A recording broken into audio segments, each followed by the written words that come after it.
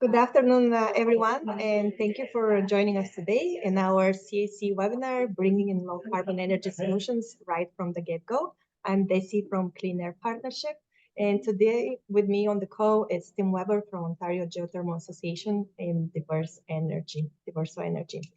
Thanks so much for joining us. I wanted to start quickly with land acknowledgement. Clean Air Partnership is a Toronto-based organization, and we acknowledge that the land on which we operate is the traditional territories of many nations, including the Mississaugas of the Credit, the Anishinaabe, the Chippewa, the Haudenosaunee, and the Wendat peoples, and is now home to many diverse First Nations, Inuit, and Métis peoples. Be aware that where you're located, it may be a different First Nations territory, and I would encourage you to share where you are located and on which territory in the chat. A quick plug-in, Clean Air Partnership has these two very cool tools that can support you in your work. The Climate Policy Database tracks climate-related policies across a Clean Air Council network. And the Climate Action Atlas tracks implemented ambitious mitigation projects. This is beyond CAC, and we wanted to feature some great examples across Canada. I will share a link to those tools shortly in the chat. And our upcoming events on April 17, we are going to talk about adaptation and the overview of provincial reports on climate change impacts and adaptation. And on April 23rd, we are going to talk about carbon credits and offsets, research and sharings. The best way to stay tuned for our upcoming events is by subscribing to our newsletter, and I will share a link to that in the chat as well. But now, without further ado, I'm going to invite Tim to introduce shortly himself and share your presentation. Great, thank you, Desi. Let me see if I can get this working. Meanwhile, feel free to, yeah, I see your presentation, great. Meanwhile, for everyone that is on the call, feel free to ask your questions in the chat. We have a designated time of a Q&A session after Tim's presentation, where we can turn into discussion as well and see that we are not that large a group of people. So feel free to, probably we'll have like a verbal input then as well. And now I'm passing it to Tim. Yeah, great. Thank you, Desi.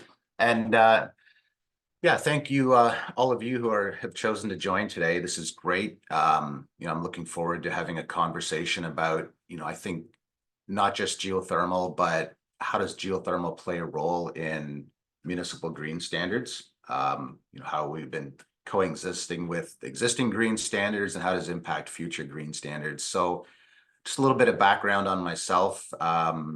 So I've been in the industry almost 20 years. Probably the first 7 or 8 years was in single family homes. And since then, more commercial, multi-residential. 10 years ago, co-founded a company called Diverso Energy. And the intent behind Diverso was really to remove the barriers to entry for geothermal. For too many years, I had developers say it's too risky, it was too expensive, it impacts their pro forma, can't have extra money in their capital stack, lender won't pay for it.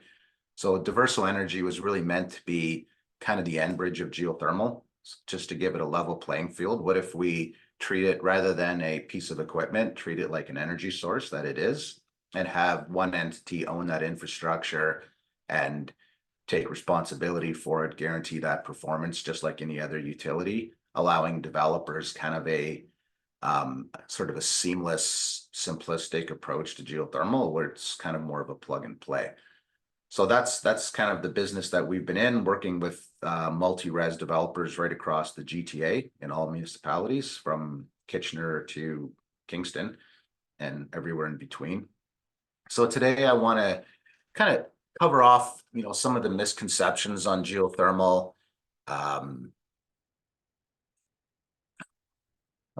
My screen is not advancing. Give me 1 second. Go there. This is frozen. So I want to talk about some of the geothermal misconceptions. And I hear this a lot with developers, or more specifically construction managers.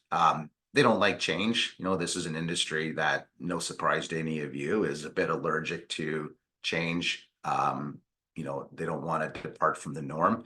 So as a result, I get a lot of pushback, and, you know, I'll often tell people, you know, that your concerns are real and they're not false. They're just maybe 7 or 8 years out of date. You know, it's just outdated information, and the industry's evolved, the technology, the process has evolved, so those concerns are no longer valid. There's also kind of misconceptions around the application, and you know, I hear that a lot, where it's, well, I would do geothermal, but we don't use heat pumps, we use fan coils, or we use VRF. And I want to talk a little bit about how geothermal is, you know, essentially a bolt-on for any technology. Geothermal does not drive the mechanical systems in the building, it's the other way around. And then some of the polarizing objectives. No surprise to most of you, there's still a lot of pushback, and that's not a geothermal issue. That's just a green technology / departure from the norm issue. And then talk a little bit about our industry, where we're at now in 2024, whether it's from process tech, financial models, and then what we're seeing, more specifically, what I'm seeing will drive change. And I come at this from the perspective of 10 years in, how things changed over the last 12 months versus 48 months, and over the last 5 years, and what is driving that change. Because it's not just one thing, you know, it's not just policy or incentives, there's multiple things. So I'm going to discuss a little bit about that, and then we'll hopefully open it up for some dialogue. So geothermal misconceptions: geothermal equals heat pumps, or geothermal requires space. So covering off both of those, with regards to heat pumps, there's multiple applications. I'd say 80% of our projects are water source heat pumps, and that's not because it has to be. That's just, heat pumps tend to lend themselves well to geothermal. It's a simplified system, no central plant, no central point of failure, heat pump in each suite, especially for condos. It's just easy. You know, it's a heat pump system minus a cooling tower on the roof, minus a heating boiler. What you're looking at right here is essentially the white part is the geothermal bore fields coming in from outdoors, 2 circulating pumps and risers into the building. So it's a really simplistic system that's easy for a condo corp to manage, or a owner of a purpose-built rental. The geothermal portion obviously is owned by the utility, which I'll get into a little bit later. So that's kind of the black box portion that's just taken right out of that equation completely, financially, construction-wise, and operationally. Again, for the purpose of simplifying things. But the other 20% of our projects would be a mix of 2-pipe fan coil, 4-pipe fan coil, and now we're actually seeing a handful of projects that are water source VRF. And you know, we're relatively agnostic. You know, those are all great solutions. Every building, every developer, mechanical engineer has their own bias or reasons for doing things. And, you know, our point is very clear. Geothermal lends itself to all of those technologies. Whatever is the best tech for the building or the design, or whatever you're most comfortable with as an owner, operator, or a designer, go in that direction. And geothermal is really just a bolt on to any of those.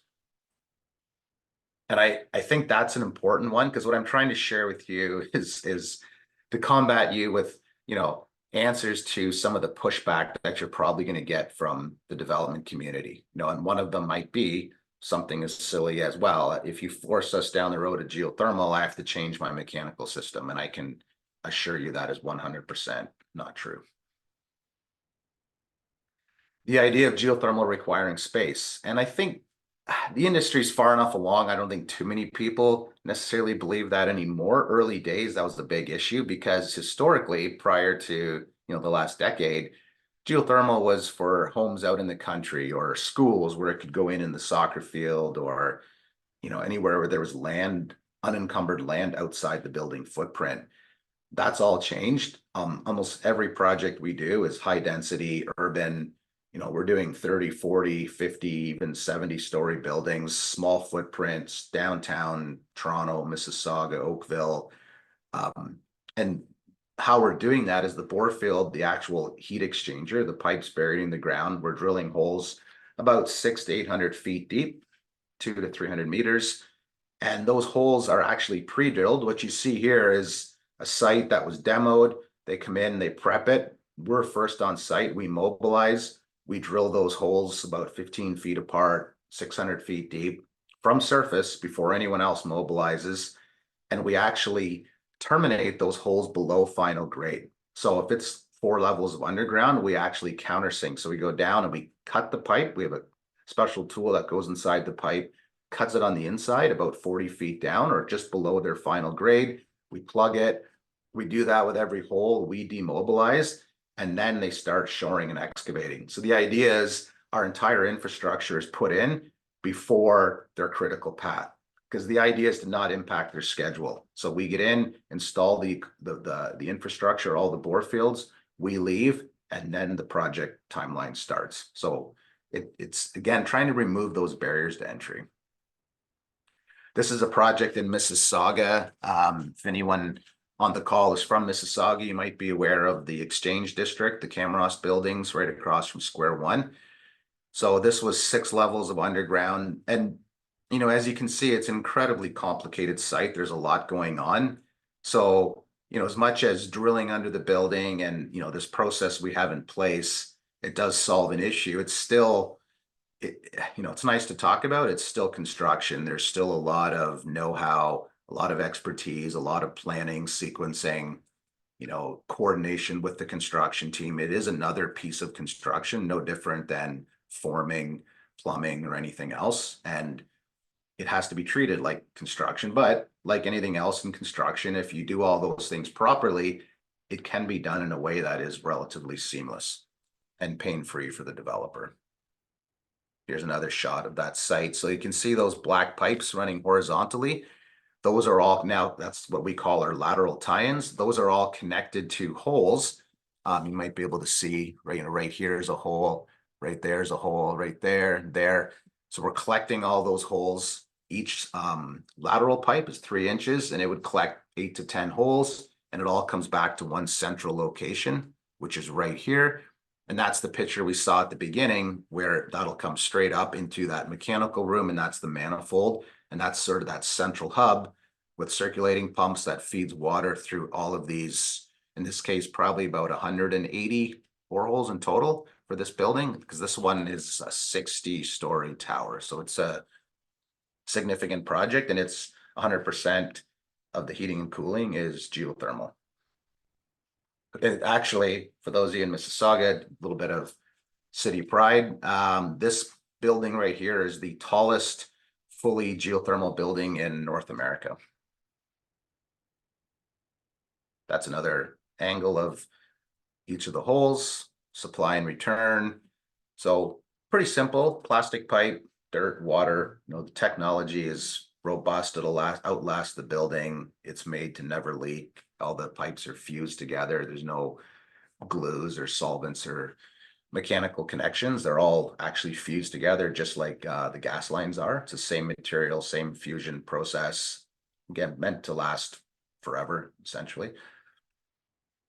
Another picture of the mechanical room. So after we tie all the pipes together, we stub them up, cap them off, we leave. The building starts to go up. Once they have an actual building, we come back and run all the piping, install the pumps, and we typically stop at a heat exchanger, because we're trying to balance that line between taking away the portion of the system that's more complicated, it's costly, nobody really knows how to operate it, but we also don't want to get into, you know, getting too far into the building where geothermal, the utility model, just becomes a cost dump, and then condo fees go up as a result. This isn't meant to be equipment leasing. It's meant to be, you know, an energy utility. So we're very careful about stopping at that heat exchanger, and then everything, that's kind of that delineation and ownership, and everything on the other side of the heat exchanger is just business as usual. It's owned by the condo corp or owned by the building owner, operated by the building owner, no different than any other building, any other system. So on that note, just to confirm here, you are not owning the equipment, and then who is maintaining then the equipment? In the building? Yes. No different than normal. It would be a property management company, you know, a First Service or Melbourne, whoever the client chooses. And I think what we're trying to do is make sure the geothermal really doesn't drive any decisions in the building. The mechanical system, the contractor, the mechanical engineer, the building manager can be exactly the same as they've done on their last 20 buildings. We're not here to disrupt any of that. We install the geothermal and connect it to whatever system with any engineer, with any mechanical contractor. It's relatively seamless. We don't want to, and you know, as I mentioned earlier, developers are allergic to change. So we're trying to limit the amount of change that, you know, is a result of geothermal. So we want them to work with their existing processes, contractors, and technologies. But then, like, let's say 10 years moving forward, isn't it that needs to have some like checkups of the system? Well, that's on us. That we maintain the system, we own it, just like Toronto Hydro owns their infrastructure and Ridge owns theirs. It's a 30-year contract. If it doesn't work, we don't get paid, we're liable. So that kind of just takes that onus off of the developer, puts it on us as the owner of the system. But everything in the building, it's no different than any other building. You change the filters and the heat pumps, you service them just like they did 20 years ago in any building that they own. So no different. Thanks for clarifying. No problem. So barriers to entry. What's interesting about this, I'll share with you when we started Diverso 20 years ago, and it's interesting for me to look back how naive I was. I assumed because what every developer told me was, well, I would do geothermal, but it's too expensive and it's too complicated. So thought, well, let's just make it not expensive and complicated. The problem is what they didn't tell me is the real reason they wouldn't do it is because they don't have to and they don't want to. So we created this business model, and to be honest, we had very little uptake. You know, we had a few, fortunately for us, a couple of early adopters, Collective, Windmill, Camrost, and that kind of kept the lights on. But it became very clear, and developers were pretty candid with us. You know what? Great business model, love what you're doing. And if the day comes I have to do it, I'll call you. But until then, I sell my condos out in a weekend and I have no interest in changing. And I kind of push back like, hey, here's a zero cost. You're actually saving some money. You're getting rid of a cooling tower. You're up a couple $100,000. I can reduce the carbon footprint of your building by 70% for the life of the building. And it was just a lot of shoulder shrugs, you know, don't let the door hit you on the way out kind of thing. And we realize, you know, it's almost like we created a Tylenol, not realizing that no one has a headache yet. And it took about 9 years for people to have a headache. And that headache came in the form of the TGS. And, you know, it was kind of a long, slow burn with the TGS. You know, version 1, 2, 3 didn't really move the needle. Version 4 now is. And, you know, anyway, I'll get into that a little bit later, but those barriers to entry, and a lot of that came, and now that I understand the world of development, I'm much more sensitive to that and I get it. You know, their world is incredibly complicated with a lot of variables, a lot of risk.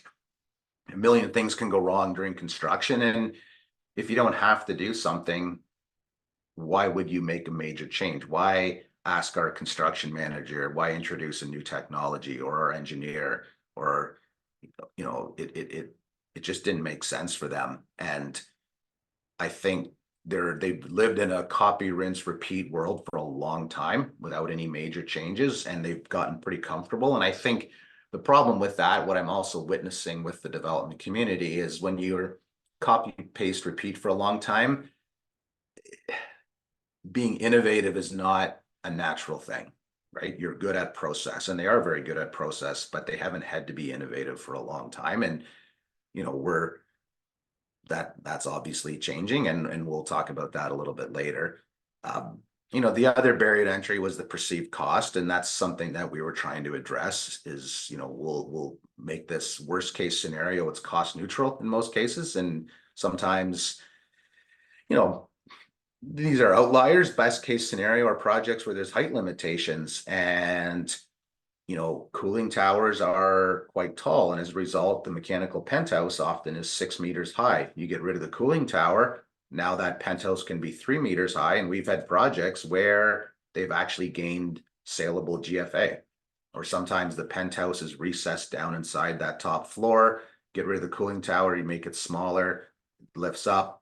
Again, you've freed up GFA, and the, you know, the monetary value of that is huge. You know, far exceeds any operational savings. Now it becomes an actual, you know, a pro forma benefit to the project, which in this day and age, that's what every developer is looking for, is to somehow improve their pro forma. And it's weird for me to think that geothermal went from being value engineered out of projects to now we're actually being value engineered into projects. The risk is a big one. And this is something that I think as an industry, we've come a long way. You know, I look at 4, 5, 6 years ago, it was still pretty clumsy. You know, as much as we were paying for it as an industry, we weren't quite grown up yet. And that's a lot of that has changed. You know, look at our business in particular, we've got project managers and site supers, and, you know, we have in-house engineering team, 7 or 8 engineers. So there's checks and balances, and we work with the construction team and make sure we're in the Gantt chart and we need to be here at this time. So there's so much coordination happening that solved a lot of those issues. You know, it did create some headaches early days because it was a bit of a learning curve for all of us. And we, you know, like any new business, we, you know, as much as myself and the other owners have been in the industry a long time, taking that geothermal technology and kind of going mainstream, there was a little bit of stubbing of the toes a few times on some projects, but you know, like anything, you kind of fail forward. And every time that there's a pinch point or a little bit of friction with a developer, you change your process and you make sure that doesn't happen again. So now 10 years in, I'm, you know, it's construction. I'm not going to say every project is perfect, but we've come a long way in making sure that this is just another step in the process for the developer and just another technology. So really no reason for them to be afraid of it anymore. And then there's the building operations side, which that part's a bit trickier because geothermal is not a piece of equipment. It is a living, breathing entity. And believe it or not, buildings in Southern Ontario, anything over 10 stories is actually cooling dominant. And the thing with geothermal, a bit of a misconception that there's just this endless amount of energy. We dump energy in the ground in the summer. It comes, we extract energy from the ground in the winter. It's not really how it works. Most of the energy is being stored in the ground. So it's actually like a heat sink. So in the summer, we're taking all the heat from the building, most of it's staying in the ground. And then the winter that's extracted and it's used for heating through the heat pumps or the mechanical system, which means the energy balance, that load profile, energy profile is very critical. We need a relatively balanced building, which they're not. So that bore field does need to be managed. And if it's not managed, over time, it will overheat and create a problem. So I think once more developers and engineers are understanding that, there's also now, as much as we're solving some problems, we're also creating awareness on, oh, geothermal is not a set it and forget it technology. Once you get through construction, now you actually have to manage the system. And I think that's where the utility model has addressed a lot of that, because it's taking that responsibility, that risk, that ownership, and removing it from an entity who's not really qualified. You know, building operators are bricks and mortar, not energy managers, and putting that in the hands of companies that are energy managers and that do understand geothermal and, to be honest, have skin in the game. You know, anybody who owns a geothermal utility or any utility has millions of dollars buried under that building, and if it doesn't perform, they don't get it back. So there's financial and contractual a financial and contractual obligation for the system to perform long term. I think, you know, it's interesting right now as we're seeing green standards, the CMHC financing, which, you know, has been a big part of making projects, the pro formas work for a lot of rental projects, but it's also driving sustainability. So you've got this world where construction costs have gone up significantly, interest rates have gone up, but then the requirement, the pressure, whether it's internal or external, to build a low carbon building is also increasing. So you've got these sort of competing interests between sustainability and profitability. And I think that's, you know, a very convenient narrative for a lot of developers or for potentially some lobbyist groups that are out there, that'll remain nameless for now, that would say, oh, you know, you're going to kill the industry if you push green technologies. And, you know, this is where my perspective on that is very different. I think what we've seen with the TGS is a shift from the carrot to the stick. and it's forcing change. And I can't stress enough the number of developers who we've worked with, whether it's through TGS or for some reason they had to do geothermal, they were kind of reluctant. They come out the other end now. There's this cachet, there's this sort of like, oh, I'm doing this on every project. And they kind of love the fact that this is on their website and they're in webinars and they're promoting themselves as innovative and market leaders. And there's this bragging right that comes with it. And I kind of chuckle thinking, well, 3 years ago, you wanted nothing to do with this. And now all of a sudden, which is great. And I think what that proves, like so many things in life with a lot of people, there's resistance to change, but once you recognize the benefits of that change, there's sort of, those problems all disappear. It's just more of a fear of the unknown than something that's actually rational. And the other thing with the Toronto Green Standard forcing that, it also means the private sector recognizes that, and we do what we always do. We capitalize on a solution. I use the whole Tylenol headache. It's hard for the private sector to invest in a solution when there's no problem. And we were acquired last year by a very large infrastructure fund out of Europe, just shy of 200 billion euros of assets under management. And I bring that up because that's a really big deal. You've got a incredibly large financial company from Europe coming to Canada, to Ontario, Southern Ontario, the GTA, saying, we see something happening here. We want to invest. We want to bring our pension fund money here, invest in this technology, because they, believed in us as a company, but more so they believed in where this technology is going in Ontario. So, I mean, that to me, after 20 years in the industry, I never would have thought something like that would happen.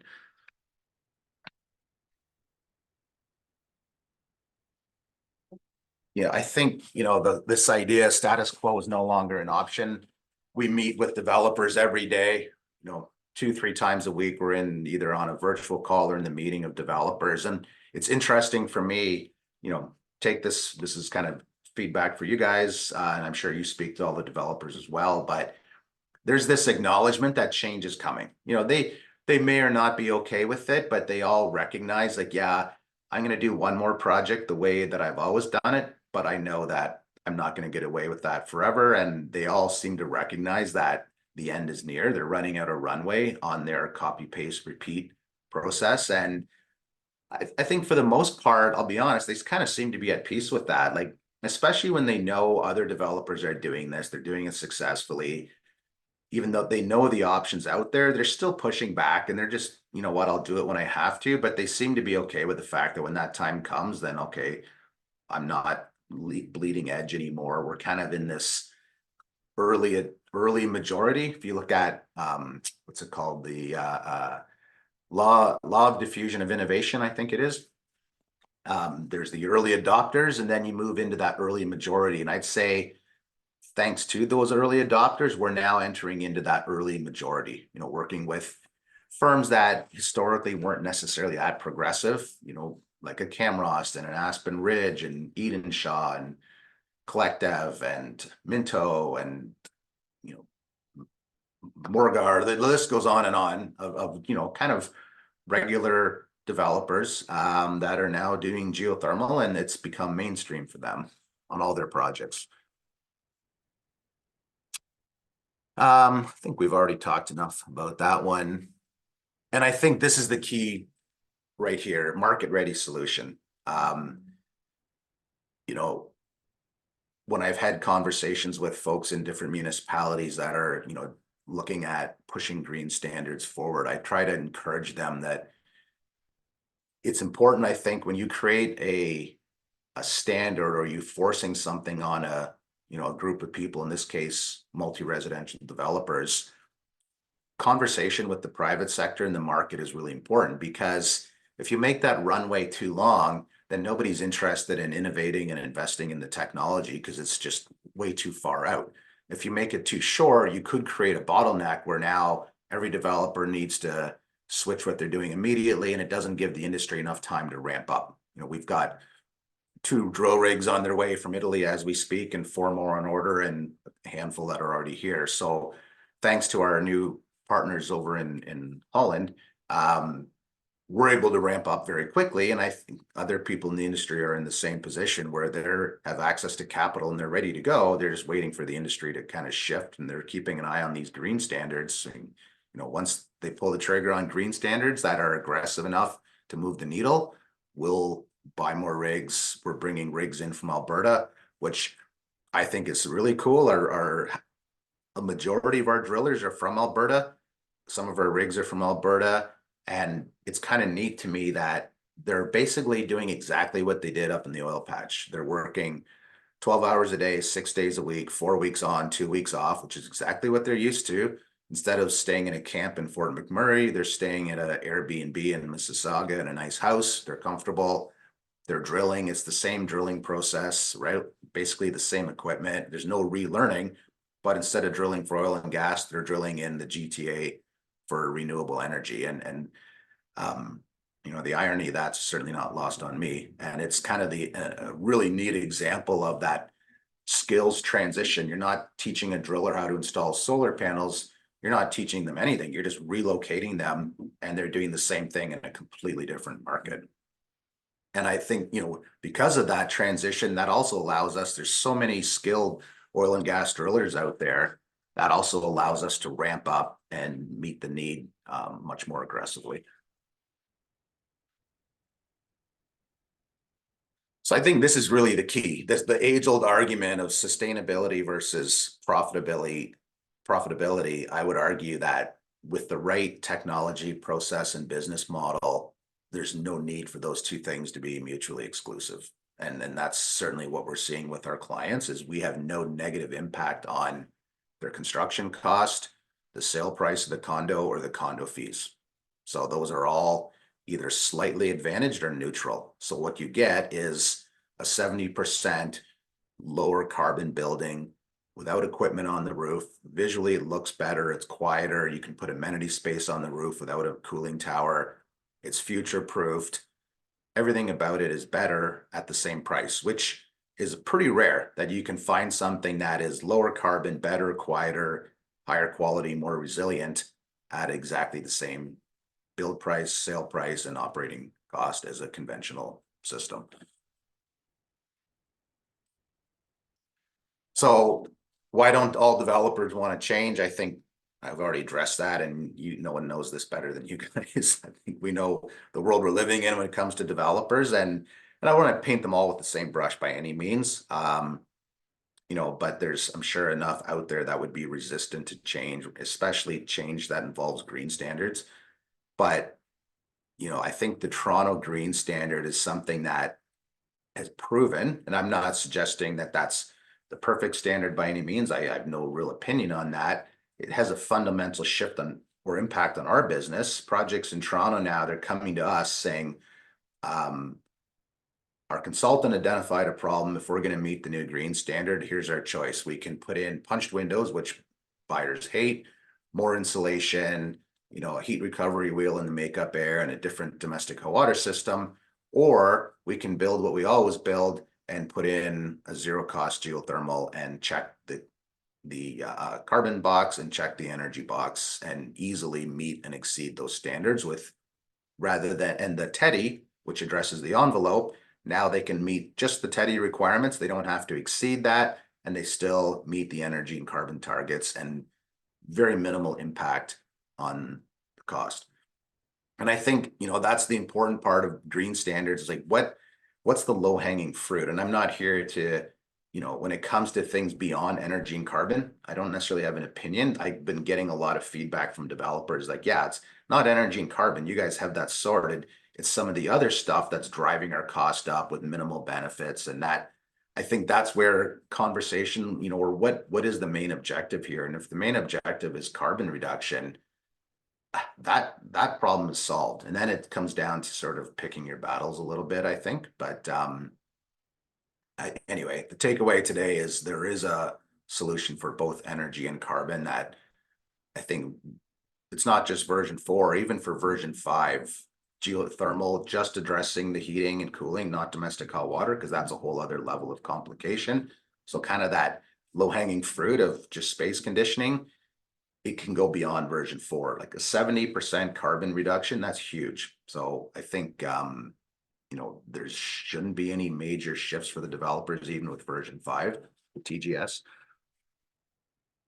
So here's just, again, if someone pushes back and says you can't do geothermal in large buildings, I think, you know, as an industry, we've certainly addressed that. This is the Exchange District in Mississauga. This is a project we're starting a couple of weeks, 101 Spadina. That's 45 stories, downtown Toronto. Beautiful building. That's with Devron as the developer of that one. This is a project up in Richmond Hill on Highway 7 and Yonge Street. This is one of our older ones. It's been operating now for probably at least 3 years. Alba Condos in Toronto, or sorry, in Mississauga. This is an interesting one. Again, proving, you know, if someone has any pushback on limitations of geothermal, this project has 8 levels of underground, which is a record for us. Prior to that, the Exchange at 6 levels was as deep as we went, but this one was 8 levels of underground, and you know, wasn't the most convenient thing in the world, but certainly doable, and it's in, and they're on their way to building it up. So I think I'll pause there, and if there's any questions, whether written questions or if someone wants to ask a question, but Desi, I'll let you kind of take lead on how you want to handle that. Thank you. Thank you so much, Tim, for this presentation. Yeah, I'm opening now for questions. Feel free to write them in the chat, or if you want to ask them verbally. But something that kind of like main takeouts or main points in the presentation, and I'm very glad that you point them out, Tim, is that kind of like the main barrier was the resistance to change that the developers feared, and the risk from departure of business as usual. I feel that this resistance to change is like common to all of us humans, but something that it's happening now, and we sense it as well with our conversations with developers, because we work a lot with municipalities that are advancing their green development standards. And what you point out as well is that the developers acknowledge that change is coming. So liking or not, it's happening. And you're right, the green development standards are a way of how can be more progressive in requirements to reduce greenhouse gas emissions. So thanks so much for pointing this out. Something that I really liked, actually, and I guess I didn't think about, it's this like skills transitioning from drilling oil and gas and using it in geothermal. That's a awesome point you made there. Okay, moving on to questions.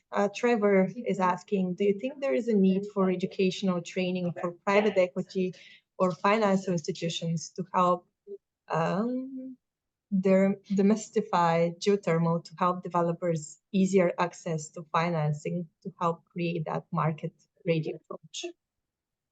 Sorry, that's a long question, but you can see it maybe in the chat. I think, yeah, that's a complicated one, because private equity would not be what a developer would be going after for geothermal. If they were going to do it on their own, they would have to include it in their construction financing. And then the issue there is the whole loan to value ratio. And does the extra $3 million for geothermal increase the value of the building? So I think there's education for construction lenders. But I think with regards to private equity, that's really where, you know, the Diversos and the Subterras and Geosources of the world, we all are working with private equity. So I think, to answer your question, that's already happened. And that's why there is the geothermal utility model exists as a result of private equity investing in geothermal assets. Next question, have you run into issues after starting to drill? Is it too late to ship? So fortunately, we haven't. And also, I think that's a result of, for the most part in the GTA, there really is there's been so much history, there's so much drilling. We know what to expect between, you know, we know that Eastern Toronto, there's more overburden, so the drilling takes a little longer, it's a little more expensive, but we know that going in, and that's not really a material problem. Anything in the West, Etobicoke, Mississauga, Oakville, that's great. Very little overburden. We hit rock at 30 feet, 20 feet, which is perfect for geothermal. It's consistent, it's easy. So that's nice. The only challenge we've run into, where we drilled a test hole and we had to abandon, was actually up in Collingwood, because we knew there was natural gas. We thought we'd hit it around 300 feet or 250, and we would just do shallower holes, smaller, shorter holes. But we ended up hitting it at 90 feet. So we had to abandon the geothermal in that case, much to the chagrin of the developer, because it just wasn't feasible. There's just too much risk trying to drill the holes through the natural gas. But that's been the only case that I'm aware of. Which kind of like it's a segue and something that you addressed in the beginning of the presentation, the misconceptions. And I think one of them, and it's still, I know that because we had a series of district energy and it's often asked about the environmental impact of drilling. Can you break this misconception? Yeah, there is no environmental impact. I mean, the geothermal, we drill, we put in, we grout the hole. It's basically decommissioned, almost like a decommissioned well. The grout hardens and prevents any, ground to aquifer contamination or cross contamination between aquifers. So, that I think the MOE is involved in that. Anybody who's drilling has to be licensed through the MOE. The process is signed off by the MOE, have an ECA. So I think that part is been taken care of for quite a while. It's really more about the business model and the desire for developers to change. And this next question, great segue into that. Geothermal for, you're asking ground level, I'm assuming you mean single family homes, subdivisions. And that's a great question. And I'm going to be careful how I answer this one. I think that's kind of where geothermal all started. That's where I cut my teeth in geothermal, but it was mostly rural retrofits, people on fuel oil, and you could do horizontal loops. That was relatively inexpensive. As a company, we've talked about, do we take what we do and look at subdivisions? These multi-building subdivisions, go in, take the same approach, drill 100 holes for each site, kind of like natural gas, just go in, pre-drill, the building hooks to it, we own the asset, it becomes a $80 fee for geothermal, nice and simple, takes the cost away from the developer. The problem is, I'm not kind of learned, unfortunately, the first time around, if a developer's not forced to do something, it's not going to happen. So we're kind of ready for that. We have a plan. Once green standards extend beyond multi-residential to single family homes, and just building status quo is no longer an option, then 100% that's a market we can easily tackle, and we're ready for that. To go out and try to push that rope again, it's just too much brain damage required to try to force developers to change. I'd rather wait till they are being forced by you fine folks, and then we're there to respond. So just a candid answer to that question. Would still the business case be positive when it's about the kind of like residential single homes? Yeah, to be honest, it's not as good as multi-residential is a home run. So in single family home, natural gas is still pretty cheap. You don't have a cooling tower. There's no capital reserve and maintenance repairs and all of those things that drive, I think, the business case for multi-res. However, I think it really comes down to what is the priority. If the priority is moving buildings off of natural gas, I would argue the business case is good enough. It as a homeowner with a geothermal system, will the additional capital cost be offset by the operational savings? And he just looked at it financially that way. It's not a great return. If we owned it, would our charge be fully offset by savings? No, it might be a $300-400 a year operating premium. However, you've now future-proofed that building. You've moved it away from natural gas. And I would argue on a $1 million or $1.5 million home, you've also eliminated an outdoor condensing unit. You can sell it as people sitting out on their deck on a Friday enjoying a glass of wine. You don't have air conditioners throughout the whole neighborhood and beside your house buzzing. Everything's nice and quiet. You don't have venting sticking out of the side of your $1 million home from a furnace. So it cleans up the property. It's simpler, it's nicer, it's quieter. So I don't know. I think you could easily make a case for it, but that being said, I still don't think it'll really gain traction. And I think it's less about the business case. It's more about the developer's willingness to do something different. That's going to be the biggest hurdle. Well, I guess a greater example will be if it's on a neighborhood level, kind of like individual homes, but they're all connected with one geothermal system. That would make it way more expensive. Oh, okay. The whole district energy argument, I'll tell you, I've had enough of that one. It's district energy, low carbon district energy is just taking the same amount of boreholes, because most cases it's all multi-residential. And this is I'm trying to demystify this myth. There is no economies of scale with district. It's either non-low carbon district where it's central boilers, but if it's low carbon district, that's actually the same number of boreholes, but now you've added all this complication of tying them together, and then there's time value of money. So you've pre-invested. We're a big fan of, if there's 8 buildings going up in a master plan community, why not right time the money? So put bore field underneath each building. It's exactly the same carbon impact as a low carbon district, a fraction of the cost, and the capital deployment aligns with the phasing, and it provides flexibility. If the timeline changes, that's fine. If the number of buildings change, that's fine. And it also allows flexibility where some developers might not want the same mechanical system, so they can put in water source VRF or heat pumps or fan coils. So you can have individual contracts for each building, and you don't have to worry about the Condo Act, where the condo has to be able to terminate a contract. So we have to be able to, how do you terminate a contract when everything's tied together? So I think it's important, the word district energy gets thrown around and it sounds really great, but it's important to apply some critical thinking into, okay, the legalities of it, easements, right-of-ways, shared service agreements. It becomes incredibly complicated, and from what we've seen, quite a bit more expensive than just standalone geothermal. Oh, thanks for that perspective on district energy. Moving on to the next question. Does the reduction in peak demand electrical service ever drive the geothermal projects for clients over air source heat pump technology? That's the question from Adam. Yeah. An air source heat pump needs to be backed up. Yeah, that's a great question. And I don't think too many developers really care about peak reduction. That's an IESO consideration. I mean, that's a very valid point.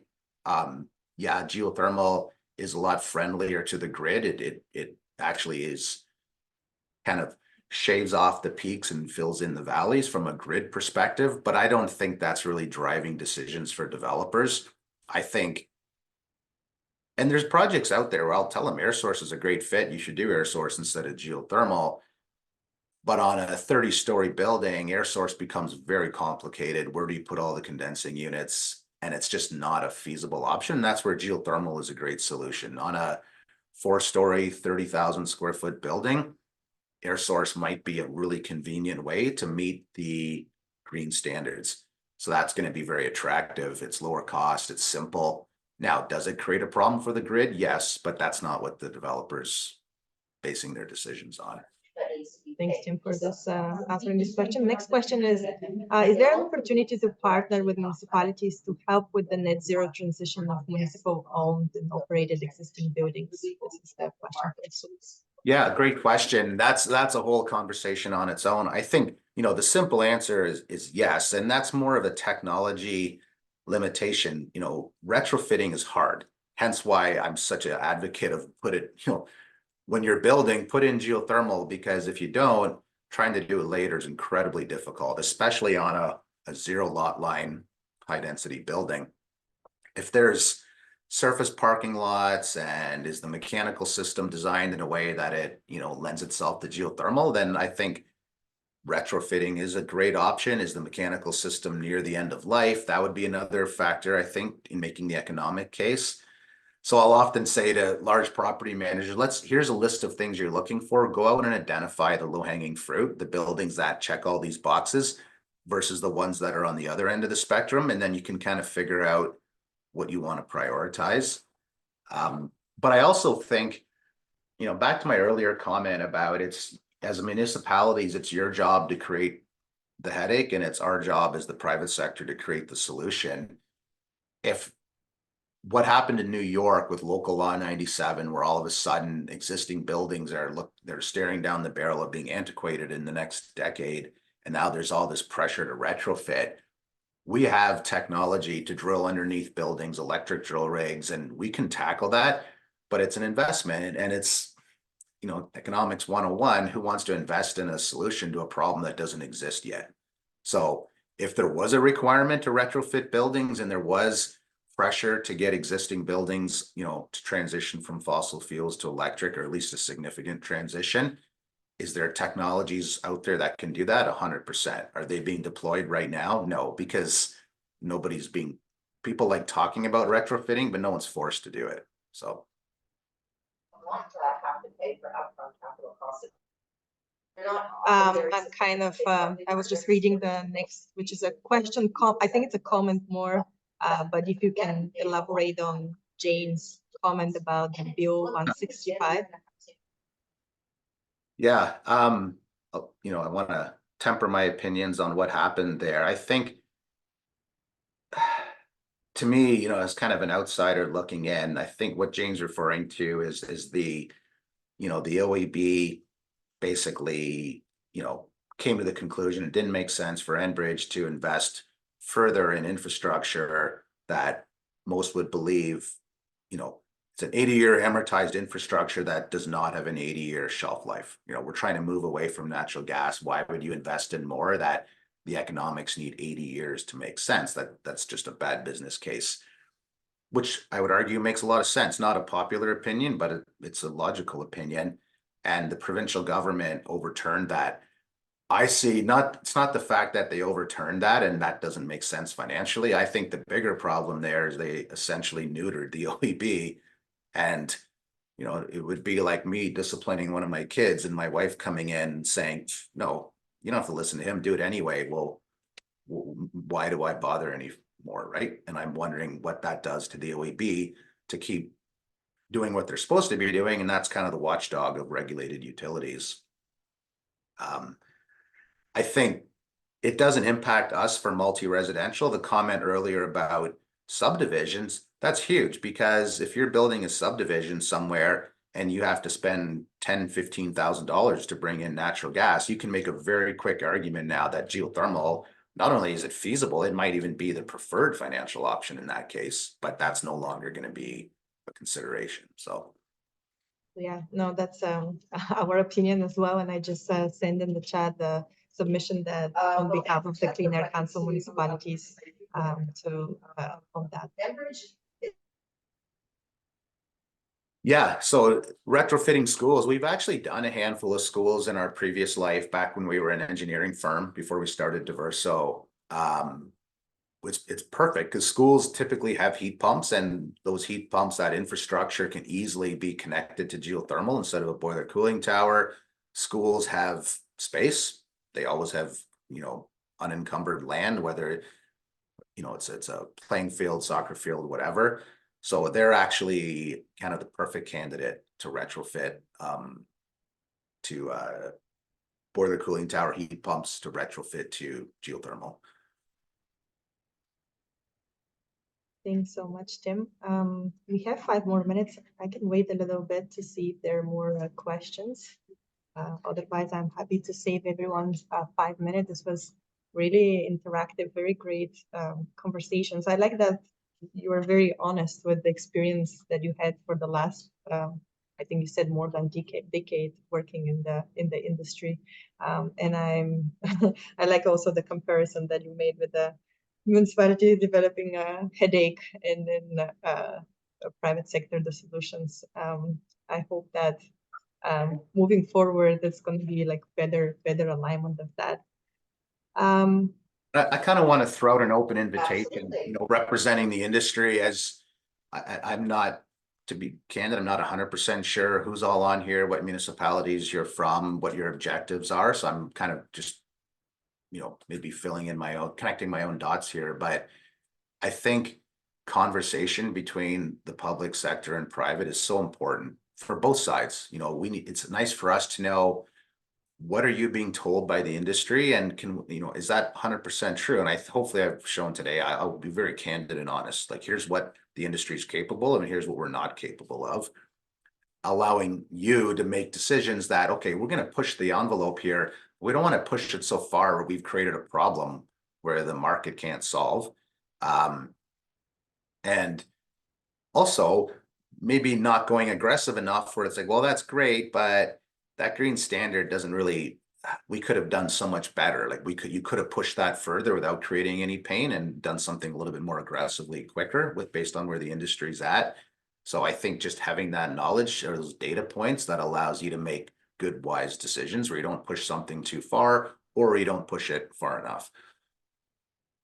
Right. No, thanks so much for that insight. I think we kind of like in our conversations with municipalities, we know that these conversations need to happen, but at the same time, it's challenging.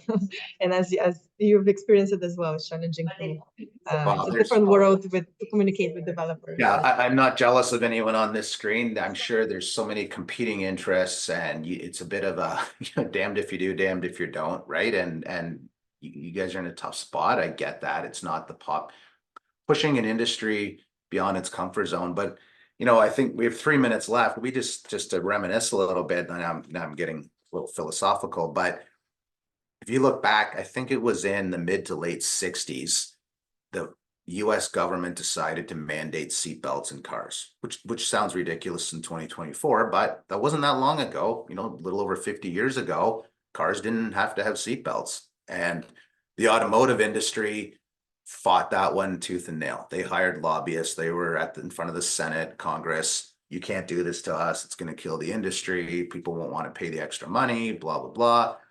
They lost. They were forced to put in seatbelts. Well, now let's fast forward. Even if you went 30 years forward, what's the biggest marketing tool, differentiator, selling point of every car manufacturer? Safety. And something as simple as a piece of canvas with a latch on it that's saved tens and thousands of lives. That was the starting point. That was super simple. And then it got into airbags and crash protect, all that other stuff, right?